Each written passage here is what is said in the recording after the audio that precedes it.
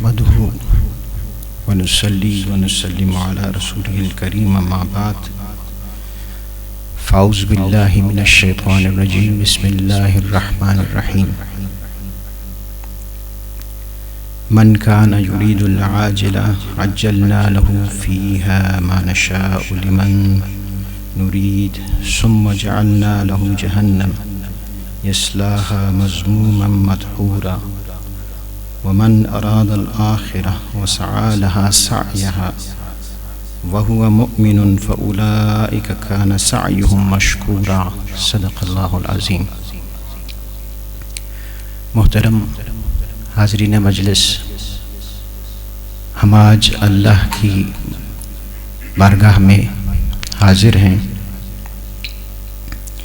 اور یہ جو موقع ہے یہ حضور غوث پاک رضی اللہ تعالیٰ عنہ کی 11ویں کی مناسبت سے ہر مہینے ہم جمع ہوتے ہیں اور اس میں کچھ ان صلحاء کا، ان کی تعلیمات کا ذکر کرتے ہیں تاکہ ہمارے دلوں کی اصلاح ہو۔ آج جو موضوع ہے، اور میں اللہ تعالیٰ سے دعا کرتا ہوں کہ اللہ تعالیٰ توفیق دے کہ یہ موضوع آگے جو میں نے ارادہ کیا ہے وہ مکمل ہو۔ اس کا تعلق سلوک کے ساتھ ہے، مرید کے ساتھ ہے، اللہ تعالیٰ کے طرف سفر سے متعلق ہے۔ اللہ تعالیٰ نے جو اس دنیا میں ہمیں بھیجا تو ہمارا اس دنیا میں مقصد کھانا پینا سونا جاگنا یہ نہیں رکھا۔ بے شک یہ تمام چیزیں ذرائع ہیں، وسائل ہیں، اصل مقصد ہمارا اس دنیا میں اللہ تعالیٰ کی عبادت ہے، یہ ہمارا اصل مقصد ہے۔ تو ہمارا جو سفر اللہ تعالیٰ کی طرف ہے، علماء اور صوفیہ اس کو سیر الی اللہ کا نام دیتے ہیں، یعنی اللہ کی طرف سفر، سیر۔ اب جو میں نے آیت آپ کے سامنے تلاوت کی، یعنی جب ہمارا سلسلہ کلام چلے گا ترتیب کے ساتھ انشاءاللہ آئندہ بھی، تو اس میں آج کا جو موضوع ہے وہ مرید کا جو لفظ ہے، مرید کیا ہے اور مرید کون ہوتا ہے۔ یعنی یوں سمجھ لیں کہ جب آپ سفر کرتے ہیں کسی بھی جگہ کا تو مختلف اسٹیشن ہوتے ہیں، مختلف مقامات ہوتے ہیں۔ آپ یہاں سے جاتے ہیں ایئرپورٹ، وہاں سے پھر کوئی دوسرا مقام آتا ہے، پھر کوئی تیسرا مقام آتا ہے۔ اسی طرح اللہ تعالیٰ کی طرف جو سفر ہے اس میں بھی مختلف اسٹیشن ہیں، مختلف مقامات ہیں، پھر ہر ایک مقام اس کے اپنے تقاضے ہیں، اس کے کیا ہیں، اپنے تقاضے ہیں۔ اگر انسان کو ان مقامات کا پتہ نہ ہو، ان مقامات کا علم نہ ہو، ان مقامات کے تقاضوں کا علم نہ ہو، تو مجھے یہ بتائیں کہ جب آپ دنیا کا سفر کرتے ہیں تو دنیا کے سفر میں سب سے پہلے آپ کیا کرتے ہیں کہ اگر کہیں آپ نے سفر کرنا ہے تو آپ یہ معلومات کرتے ہیں کہ ہمیں ٹکٹ کہاں سے ملتا ہے، سستا ٹکٹ کہاں سے ملتا ہے۔ پھر آپ یہ معلومات کرتے ہیں کہ جو اچھا روٹ ہے وہ کون سا ہے، جہاز کون سا ہے، وہاں پہ ہمیں سہولتیں میسر ہیں یا میسر نہیں ہیں۔ تو یعنی کتنی تیاری ہوتی ہے، کتنا اہتمام ہوتا ہے، اتنے اہتمام کے ساتھ ہم کیا کرتے ہیں، دنیاوی سفر کرتے ہیں۔ جو اللہ کی طرف سفر ہے یہ بھی آپ سمجھ لیں اسی طرح کا سفر ہے، لیکن جب ہم اللہ کی طرف سفر کرتے ہیں تو ہم بالکل معلومات نہیں کرتے، ہم جا کے بس کسی کے ہاتھ میں ہاتھ دے دیتے ہیں، یہ آگے سے پتہ نہیں کرتے کہ جس کے ہاتھ میں ہم ہاتھ دے رہے ہیں وہ اس قابل بھی ہے یا اس قابل نہیں ہے۔ آپ میں سے جو بزرگ احباب ہیں جو پاکستان سے آئے ہیں ان کو تو اس چیز کا علم ہوگا، جو یہاں کی پیدائش ہے ان کو اس چیز کا علم نہیں ہوگا۔ یعنی ہم نے اپنے بزرگوں سے یہ سنا کہ جب وہ کسی پیر کی تلاش میں جاتے تھے، کسی شیخ کی تلاش میں جاتے تھے، تو 15-15 20-20 سال کا عرصہ گزار دیتے تھے. ایسا ہے یا نہیں ہے؟ 15-15 20-20 سال 30-30 سال وہ شیخ کی تلاش کرتے تھے. اس میں یہ دیکھتے تھے کہ یہ جو شیخ ہے یہ شریعت پر عمل کرتا ہے یا شریعت پر عمل نہیں کرتا. تب کہیں جا کر وہ اپنا ہاتھ اس شیخ کے ہاتھ میں دے دیتے تھے. دنیا کے معاملات میں ہم آج کل کیا ہو گئے ہیں، یا دین کے حوالے سے ہم کیا ہو گئے ہیں، ہم غفلت کا شکار ہیں. ہم دین کی طرف وہ توجہ نہیں دیتے جتنی توجہ ہم دنیا کو دے رہے ہیں. جو میں نے آیت پڑھی اس آیت کا مضمون بھی یہی ہے. اللہ تعالیٰ نے فرمایا کہ من کان یرید العاجل عجلنا له فیہا ما نشاء لمن نرید. اس میں اللہ تعالیٰ نے ارشاد فرمایا کہ جو ارادہ کرتا ہے. اب میں آیت کی پوری تشریح یا تفسیر نہیں کر رہا. ہمارا جو لفظ ہے وہ کیا ہے؟ لفظ مرید. کہ مرید کون ہوتا ہے؟ مرید کون ہوتا ہے؟ اب ہم نے اپنے طور پہ ایک مفہوم بنایا ہوا ہے کہ جب ہم کسی کے ہاتھ میں ہاتھ پکڑا دیتے ہیں تو بس اب اس کے بعد ہم نے کچھ نہیں کرنا، ہم نے آرام سے بیٹھ جانا ہے. اب ہمارا شیخ ہمیں ہاتھ سے پکڑ کر منزل تک پہنچا دے گا. یعنی ہم نے تصوف کا مطلب یہ سمجھ لیا ہے. تو میرے بھائیوں، تصوف کا یہ مطلب آپ تصوف کی تمام کتب اٹھائیں، کسی شیخ نے، کسی ولی نے، کسی اہل طریقت نے نہیں بتایا. جس نے بھی بتایا اس نے یہی بتایا کہ ہمارے ہاتھ میں ہاتھ دینے کا مطلب یہ ہے کہ آپ ہمارے ساتھ معاہدہ کر رہے ہیں، ہمارے ساتھ آپ ایک وعدہ کر رہے ہیں کہ آپ نماز کی پابندی کریں گے، آپ روزوں کی پابندی کریں گے، آپ تمام جتنی عبادات ہیں ان کی پابندی کریں گے، اور ساتھ ہی ساتھ ان عبادات کے آپ اپنے نفس کی اصلاح کریں گے. اپنے نفس کی کیا کریں گے؟ اصلاح کریں گے. اگر اپنے نفس کی اصلاح نہیں کریں گے تو پھر ہم آپ کو منزل تک نہیں پہنچا سکتے. یا آپ اگر جتنے بھی مثلا کشف المحجوب اٹھا کر پڑھیں یا آپ کوئی بھی کتاب اٹھا کر پڑھیں تصوف کی تو اس میں آپ کو یہی لکھا ہوا نظر آئے گا. لیکن ہم چونکہ آسانیاں تلاش کرتے ہیں تو ہم نے اس کا ایک آسان سا مفہوم یہ نکال لیا کہ بس جب ہم کسی کے ہاتھ میں ہاتھ دے دیں گے تو ہاتھ دینے کے ساتھ ہی کیا ہوگا؟ ہم منزل تک پہنچ جائیں گے. تو اس طرح نہیں ہوتا. اب اس آیت میں بھی اللہ تعالیٰ بتا رہا ہے یہ جو مرید کا لفظ ہے یہ اصل میں جو صلحاء نے، جو صوفیاء تھے، انہوں نے اس آیت سے اخذ کیا کہ مرید کون ہوتا ہے. اس میں اللہ تعالیٰ نے ارشاد فرمایا کہ من کان یرید العاجلہ. اللہ تعالیٰ نے 2 کیٹیگریز بتائیں. کتنی کیٹیگریز بتائیں؟ 2 کیٹیگریز بتائیں. ایک کے بارے میں فرمایا من کان یرید العاجلہ، کہ انسانوں میں ایک طبقہ وہ ہے کہ جو یہ جلدی دنیا کی زندگی کی طلب کرتے ہیں اور ارادہ کرتے ہیں. یرید کا مطلب کیا ہے؟ جو ارادہ کرتا ہے. یرید کا معنی کیا ہے؟ ارادہ کرتا ہے. اور جو ارادہ کرنے والا ہے اس کو کیا کہتے ہیں؟ مرید. اس کو کیا کہتے ہیں؟ مرید کہتے ہیں. تو مرید کا مطلب کیا ہے؟ کہ جو ارادہ کرتا ہے. تو اللہ نے فرمایا کہ 2 قسم کے مرید ہیں. ایک اس دنیا کا ارادہ کرتا ہے، دنیا کا مرید ہے. اور دوسرا کون سا مرید ہے؟ وَمَنْ أَرَادَ الْآخِرَةَ. اور دوسرا مرید وہ ہے جو آخرت کا ارادہ کرتا ہے. جو کیا کرتا ہے؟ آخرت کا ارادہ کرتا ہے. تو وہ کیا ہے؟ وہ آخرت کا مرید ہے. تو اللہ تعالیٰ نے مرید کی ڈیفینیشن بتا دی کہ جو مرید ہے، سچا مرید ہے، وہ کبھی دنیا کی طلب نہیں کرے گا، وہ دنیا کی طرف نہیں جائے گا، دنیا کے حاصل کرنے کی طرف جدوجہد نہیں کرے گا، کوشش نہیں کرے گا، بلکہ وہ کس چیز کی طرف کوشش کرے گا؟ وہ آخرت کی طلب کرے گا. اس کا ہر ایک عمل کیا ہوگا؟ وہ آخرت کے لیے ہوگا.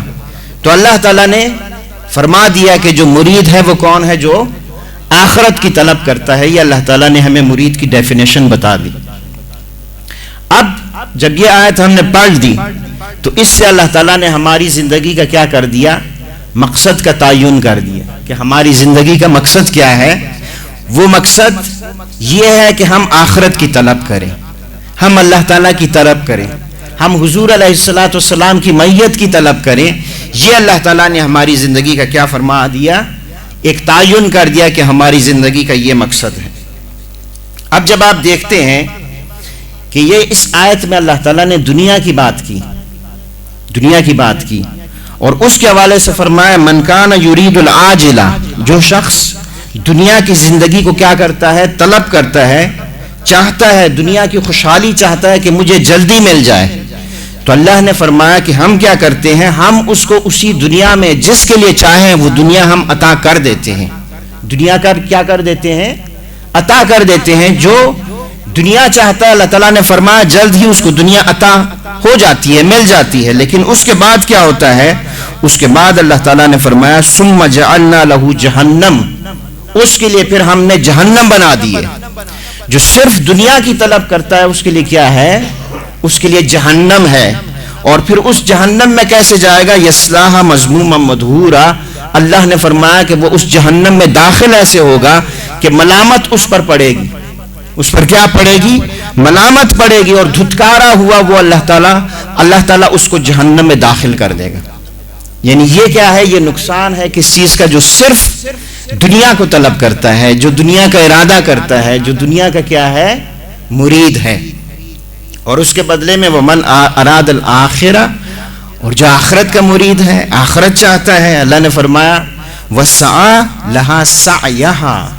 اب یہ جو میں نے بتایا تھا کہ جو ہم نے مرید کا معنی اپنے طور پر اخذ کر لیا ہے، گھڑ لیا ہے، اللہ نے فرمایا کہ جو آخرت کا مرید ہوگا وہ ایسے نہیں ہوگا، وہ کیا ہوگا، وسعى لها سعيها، پھر اس کے لیے کوشش بھی کرتا ہے، اس کے لیے کیا کرتا ہے، کوشش بھی کرتا ہے۔ یہ نہ ہو کہ بس وہ کوشش نہ کرے، صرف ارادہ کر لیں، تو صرف آخرت کا ارادہ کرنے سے حاصل نہیں ہوتا۔ وسعى لها سعيها، وہ آخرت کے لیے کیا کرے، کوشش بھی کرے گا تو اس کو کامیابی ملے گی۔ وَهُوَ مُؤْمِنٌ، اس کے ساتھ ایک اور شرط اللہ تعالیٰ نے بتا دی کہ ساتھ ہی ساتھ وہ کیا ہو، وہ مومن بھی ہو۔ فَأُولَٰئِكَ كَانَ سَعْيُهُمْ مَشْكُورًا، اللہ تعالیٰ نے فرمایا کہ ایسے لوگوں کی کوشش کیا ہوگی، وہ مقبول ہوگی، وہ اللہ تعالیٰ کی بارگاہ میں کیا ہوگی، مقبول ہوگی۔ اب یہ آیت ہم نے پڑھ لی تو ذہن میں سوال پیدا ہوتا ہے کہ پھر یہ جو ہم محنت مزدوری کرتے ہیں، مطلب ذہن میں سوال تو آتا ہے، یعنی آپ لوگوں کے ذہنوں میں سوال آ سکتا ہے کہ پھر جب دنیا اتنی بری چیز ہے، اس کی طلب اتنی بری چیز ہے جو انسان کو جہنم تک پہنچا دیتی ہے، تو پھر یہ جو ہم جاتے ہیں محنت مزدوری کرتے ہیں، صبح گھر سے نکلتے ہیں، کھانے کے لیے کوشش کرتے ہیں، اولاد کے لیے رزق کمانے کی کوشش کرتے ہیں، یا گاڑی ہے یا مکان ہے، یہ ساری جتنی چیزیں ہیں، تو کیا اس تمام کا اصول یہ کیا ہے، یہ مذموم ہے، یہ غلط ہے؟ اس سوال کو سمجھنا ہے کہ یہ کیا چیز ہے، پھر دنیا کیا چیز ہے، اس کو ہم نے سمجھنا ہے کہ دنیا کس کو کہتے ہیں۔ اب جب آپ نے یہ بات سمجھ لی تو دنیا جو ہے، دنیا اس کے لیے آپ کوشش کرتے ہیں، سارا کچھ کرتے ہیں، آپ مکان بھی بناتے ہیں، آپ کے پاس سواریاں بھی ہیں، آپ کام بھی کرتے ہیں، تو اگر دنیا اسی چیز کا نام ہوتا تو یہی چیزیں تو ہمارے اسلاف نے بھی ہم سے بہتر اس زمانے میں حاصل کی تھیں۔ کیا ان کے پاس اس زمانے کے تقاضوں کے مطابق سواریاں نہیں تھیں؟ کیا ان کے پاس مقامات نہیں تھے؟ کیا ان کے پاس دولت نہیں تھی؟ جی ان کے پاس دولت بھی تھی، وہ کوشش بھی کرتے تھے، دنیا کے لیے محنت مزدوری بھی کرتے تھے۔ تو پھر یہ جو اللہ تعالیٰ نے اس آیت میں ارشاد فرمایا کہ جو دنیا کی طلب کرتا ہے، تو وہ جو مذموم دنیا ہے جس کی اللہ تعالیٰ نے مذمت کی ہے، وہ کیا ہے؟ وہ آپ یوں سمجھ لیں کہ اس کے لیے فقہا نے یا صلحاء نے یا صوفیاء نے کہا کہ وہ جو دنیا جس کی مذمت اللہ تعالیٰ نے کی ہے، وہ یہ ہے کہ جب ایک انسان کا دل اس دنیا کے ساتھ لگ جائے، ایک انسان کا دل اس دنیا کے ساتھ لگ جائے، اور وہ دنیا بذات خود اس کا مقصد بن جائے، وہ دنیا کیا بن جائے، اس کا بذات خود مقصد بن جائے، دنیا کے علاوہ اس کا کوئی اور مقصد ہی نہ رہے، کھایا تو صرف کھانا ہی مقصد ہے، پیا تو صرف پینا ہی مقصد ہے، سویا تو صرف سونا ہی مقصد ہے۔ اب ایک شخص یہ ہو گیا، دوسرا شخص اس کے مقابلے میں کون ہے؟ جو کھاتا تو ہے، وہی کھانا کھاتا ہے، وہی کھانا کھاتا ہے، وہی پانی پیتا ہے، اسی طرح بستر پر سوتا ہے، لیکن اس کا بستر پر سونا، اس کا کھانا کھانا، اس کا پانی پینا، اس کے پیچھے یہ مقصد ہوتا ہے کہ میں پانی پیوں گا، کھانا کھاؤں گا، میرے جسم میں قوت پیدا ہوگی، طاقت پیدا ہوگی، میں اللہ تعالیٰ کی عبادت کروں گا۔ اب وہ جو شخص جو صرف کھانا کھاتا ہے اور اس کی یہ نیت نہیں ہوتی، بس وہ زندگی گزارنے کے لیے گزار رہا ہے، وہ شخص کیا ہے اور وہ شخص جو کھانا پینا اس نیت کے ساتھ کرتا ہے کہ اس سے میرے جسم میں کیا آئے گی؟ طاقت آئے گی. دونوں میں زمین آسمان کا فرق ہو گیا. وہ جو شخص ہے وہ دنیا کا مرید بن گیا, یہ شخص کیا ہے؟ یہ آخرت کا مرید بن گیا. تو فرق ہو گیا یا نہیں ہوا؟ تو اب صوفیہ یہ کہتے ہیں, اتقیاء یہ کہتے ہیں کہ جب آپ کا مقصد اس دنیا میں کیا ہو, اس دنیا میں آپ کا مقصد کسی بھی کام کرنے سے یہ ہو کہ اس سے مجھے اللہ تعالیٰ کی رضا حاصل ہو جائے, تو وہ جو دنیا کے لیے آپ کام کرتے ہیں, خواہ بازار میں جاتے ہیں محنت مزدوری کرتے ہیں, وہ آپ کا کام کرنا بھی اللہ تعالیٰ عبادت میں شمار کر لیتا ہے. وہ بھی کیا ہو جاتا ہے؟ عبادت میں شمار ہو جاتا ہے. حلال روزی کے لیے جدوجہد کرتے ہیں تو وہ دنیا, اس کو دنیا نہیں کہتے, یا وہ دنیا نہیں ہے جس کی اللہ تعالیٰ نے مذمت فرمائی ہے, جس کے بارے میں اللہ تعالیٰ نے فرمایا کہ جو اس دنیا کی طلب کرے گا وہ جہنم میں جائے گا. اس شخص کی وہ جو دنیا ہے وہ دنیا نہیں ہے, بلکہ وہ کیا ہے؟ وہ بھی در حقیقت آخرت کی طلب ہے. وہ بھی کیا ہے؟ آخرت کی طلب ہے. تو اس کا مطلب کیا ہوا؟ اس کا مطلب یہ ہوا کہ جب ہم لقمہ کھاتے ہیں, ہم کھانا کھاتے ہیں, اس کھانے کے ساتھ ہمارا مقصد کیا ہے, ہماری نیت کیا ہے, کس نیت کے ساتھ ہم وہ کھانا کھا رہے ہیں. تو یہاں سے ہمیں پتہ چل گیا کہ دنیا چھوڑ دینا, یعنی اس آیت میں اللہ تعالیٰ ہمیں یہ درس نہیں دے رہا کہ ہم بالکل دنیا چھوڑ دیں, دنیا ترک کر دیں. اللہ تعالیٰ جس چیز کی اصلاح فرما رہا ہے وہ ہماری نیت کی اصلاح فرما رہا ہے, وہ ہمارے نفس کی اصلاح فرما رہا ہے کہ انسان کے اندر جو چیز ہے, یعنی پانی میں کوئی خرابی نہیں ہے, کھانے میں کوئی خرابی نہیں ہے, لباس میں کوئی خرابی نہیں ہے, لباس میں کوئی خرابی نہیں ہے. خرابی کہاں ہے؟ خرابی ہمارے نفس کے اندر ہے. تو اب یہاں تک میں آپ کو لے آیا ہوں کہ جو صوفیہ کرام ہمیں درس دیا کرتے تھے, جو صوفیہ کرام ہمیں یہ سبق پڑھایا کرتے تھے کہ دنیا کو چھوڑ دو, اس میں دنیا چھوڑنے کا مطلب کیا تھا؟ وہ یہ تھا کہ ہم دنیا کی جو محبت ہے وہ اپنے دل سے ہم نکال دیں. یہاں پر ایک بس مختصر ایک واقعہ آپ کے سامنے پیش کرتا ہوں. اسی سے ریلیونٹ واقعہ آپ لوگوں نے کئی مرتبہ سنا ہوگا کہ حضرت عبداللہ ابن مبارک رضی اللہ تعالیٰ عنہ, یہ حدیث کے بھی امام گزرے ہیں, امام الحدیث کہتے ہیں ان کو, کہ یہ جو حدیث میں تھے بہت بڑے امام تھے حضرت عبداللہ ابن مبارک رضی اللہ تعالیٰ عنہ. تو ساتھ ان کی کاروبار بھی تھا, ان کی دنیا بھی تھی, مال اور اسباب یہ بیچتے تھے, تجارت کے لیے مختلف ملکوں میں تجارت کے لیے بیچتے تھے. ایک دن ایسا ہوا کہ ان کے پاس کوئی اطلاع آتی ہے, کوئی خبر آتی ہے کہ آپ کا وہ جو سامان آ رہا تھا فلاں کسی جہاز میں آ رہا تھا, وہ جہاز غرق ہو گیا یا اس کو نقصان پہنچ گیا. اب جب انہوں نے یہ خبر سنی تو سر نیچے کر کے انہوں نے الحمدللہ کہا کہ الحمدللہ. تھوڑی دیر بعد پھر خبر آتی ہے کہ وہ جو اطلاع پہنچی تھی وہ اطلاع کیا تھی؟ وہ غلط تھی. آپ کا سامان بچ گیا ہے, وہ کوئی اور تھا جس کا نقصان ہوا تھا, آپ کا نقصان نہیں ہوا. انہوں نے پھر سر نیچے کر کے تو انہوں نے کہا الحمدللہ.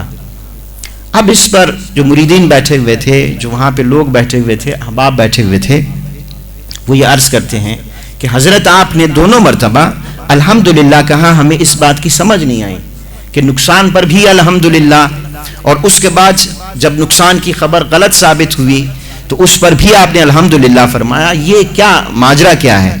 انہوں نے کہا کہ میں نے سامان کے ملنے یا نہ ملنے, نقصان ہونے یا نہ ہونے پر میں نے الحمدللہ نہیں کہی. جب پہلی مرتبہ خبر پہنچی کہ نقصان ہوا ہے, میں نے اپنے قلب کی طرف نظر کی, نفس کی طرف نظر کی کہ میرے نفس پر تو کوئی اثر نہیں پڑا اس خبر کی وجہ سے, کہ نفس جو دل ہے وہ ترترایا تو نہیں ہے, اس میں کوئی نقصان کا کوئی اندیشہ تو نہیں ہوا, کوئی ایسا غم خوف تو لاحق نہیں ہوا. جب میں نے یہ دیکھا, اپنے دل کی طرف دیکھا, تو دل بالکل مطمئن تھا, دل میں اس نقصان سے کوئی رنج نہیں تھا, کوئی ملال نہیں تھا. تو میں نے اپنے دل کی اس حالت پر الحمدللہ کے الفاظ استعمال کیے کہ یا اللہ تیرا شکر ہے کہ میرے دل کو محفوظ رکھا ہے, میرے دل پر اثر نہیں ہوا. جب دوسری خبر آئی, دوسری خبر کیا آئی کہ بھائی مال ضائع نہیں ہوا, تو اس پر الحمدللہ اس لیے کہی کہ میں نے پھر دل کی طرف نظر دوڑائی کہ اب یہ خوشی کی خبر ہے, تو کیا اب دل پر کوئی خوشی کے اثرات تو نہیں ہوئے؟ دل اسی طرح تھا, دل کو کوئی خوشی بھی نہیں ہوئی. تو میں نے اپنے دل کی وہ جو حالت تھی, جو نفس کی حالت تھی, اس پر میں نے کیا کی؟ میں نے الحمدللہ کہی. تو یہ دنیا کا استعمال اولیاء بھی کرتے تھے, بزرگ بھی کرتے تھے, لیکن وہ اپنے دل سے دنیا کو خارج رکھتے تھے, دل سے دنیا کو کیا رکھتے تھے؟ خارج رکھتے تھے. اسی باب میں ایک مختصر سا قصہ، وہ حضرت علی رضی اللہ تعالیٰ عنہ، ان سے کسی نے پوچھا، چونکہ ہمارا موضوع مرید ہے، پھر مرید کے ساتھ میں نے بتایا کہ ایک دنیا کا مرید ہوتا ہے، ایک آخرت کا مرید ہوتا ہے، تو جب میں نے یہ بات کر دی تو ذہن میں اشکال پیدا ہوا، اس اشکال کا جواب بھی میں نے دے دیا کہ دنیا سے مراد دنیا کا یہ حصول نہیں ہے، بلکہ دل کا دنیا میں مشغول ہونا یہ مراد ہے۔ تو اب حضرت علی رضی اللہ تعالیٰ عنہ کے زمانے میں کچھ ایسے زاہد لوگ تھے، زاہد سے مراد یعنی جو عبادات میں مصروف رہتے تھے، آج کل ہم لفظ استعمال کرتے ہیں، صوفیہ کا لفظ استعمال کرتے ہیں، تو شروع کے ادوار میں جو شخص عبادت کرتا تھا، اس طریقے پر چلتا تھا، اس کے لیے کون سا لفظ استعمال ہوتا تھا؟ زاہد کا لفظ استعمال ہوتا تھا، اس کی جمع زہاد۔ تو ایسے لوگ تھے زہاد وغیرہ، مجاہدہ کرتے تھے اور نماز پڑھتے تھے، عبادات وغیرہ کرتے تھے۔ تو کچھ ایسے زہاد تھے جنہوں نے ٹھنڈا پانی چھوڑ دیا پینا، یعنی ان کے ذہن میں یہ تھا کہ یہ جو دنیا ہے، دنیا شاید اگر ہم دنیا کو استعمال کریں گے، یعنی ان کے ذہن میں یہ تھا کہ دنیا کو اگر ہم لیں گے، دنیا کو استعمال کریں گے، دنیا سے فائدہ اٹھائیں گے، تو شاید یہ چیز جو ہے یہ تصوف کے خلاف ہے، یہ زہد کے خلاف ہے۔ تو ٹھنڈا پانی انہوں نے تر کر دیا، اور بھی مجاہدات کرتے ہوں گے، تو ٹھنڈا پانی تر کر دیا، اس کی بجائے گرم پانی پیتے تھے تاکہ نفس پہ کیا ہو، ذرا تھوڑا سا بوجھ پڑے، تکلیف پہنچے۔ اس پر کسی نے مسئلہ جو تھا وہ حضرت علی رضی اللہ تعالیٰ عنہ سے پوچھ دیا کہ آپ ٹھنڈا پانی پئیں گے یا گرم پانی پئیں گے؟ اب آپ بیک گراؤنڈ سمجھ گئے نا کہ وہ اعتراض کیوں کیا تھا، یہ سوال کیوں کیا تھا، بیک گراؤنڈ یہ تھا۔ تو حضرت علی رضی اللہ تعالیٰ عنہ نے فرمایا میں ٹھنڈا پانی پیوں گا، میں ٹھنڈا پانی پیوں گا، گرم کیوں پیوں؟ ٹھنڈا پانی پیوں گا تو دل سے آواز آئے گی الحمدللہ، اور گرم پانی پیوں گا تو آواز آئے گی مری مری سی الحمدللہ۔ اب دیکھیں نا فرق ہے یا نہیں ہے؟ تو سوچ میں فرق ہے، کس چیز میں فرق ہے؟ سوچ میں فرق ہے کہ آپ دنیا کو کس نظر سے دیکھتے ہیں۔ دنیا کو محبوب کی نظر سے دیکھتے ہیں کہ بس دنیا ہی میری محبوب ہے، دنیا کے آگے کوئی چیز نہیں ہے، کوئی رشتہ نہیں ہے، نہ کوئی دوست ہے، نہ کوئی عزیز ہے، نہ کوئی برادری ہے، نہ کچھ ہے، بس دنیا ہی ہے، دنیا میں کماتا جاؤں، نہ اللہ تعالیٰ کی ذات ہے۔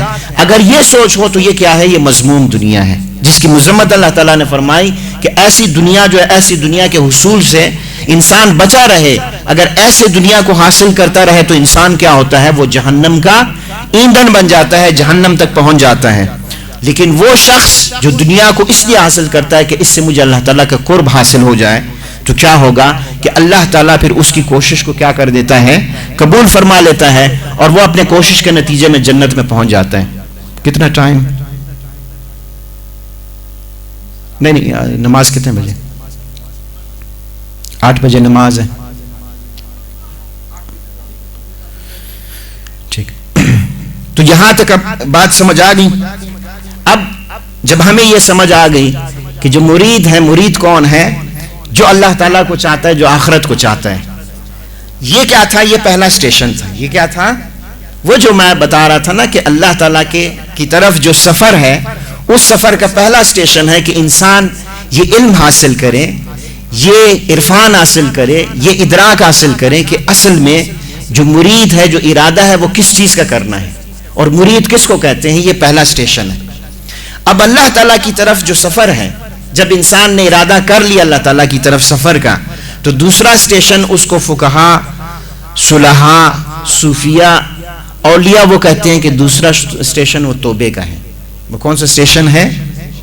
توبے کا ہے، کہ جب ایک انسان سفر کا آغاز کر لیتا ہے، ارادہ کر لیتا ہے، تو اس سفر کا دوسرا سٹیشن کیا ہے؟ وہ توبہ ہے۔ اب تھوڑا سا توبے کے بارے میں بس مختصراً عرض کرتے ہیں، تو 8 بجے ختم کر لیتے ہیں۔ اب توبہ کیا چیز ہے؟ توبہ یہ لفظ نکلا ہے رجوع سے۔ کس سے نکلا ہے یہ لفظ؟ رجوع سے، کہ انسان رجوع کر لیں۔ اب توبے کے مختلف معنی ہیں، چند معنی آپ کے سامنے پیش کرنے ہیں۔ توبے کا ایک معنی ہے علم، کہ انسان کو علم حاصل ہو جائے۔ انسان کو کیا حاصل ہو جائے؟ علم حاصل ہو جائے۔ علم کس چیز کا حاصل ہو انسان کو؟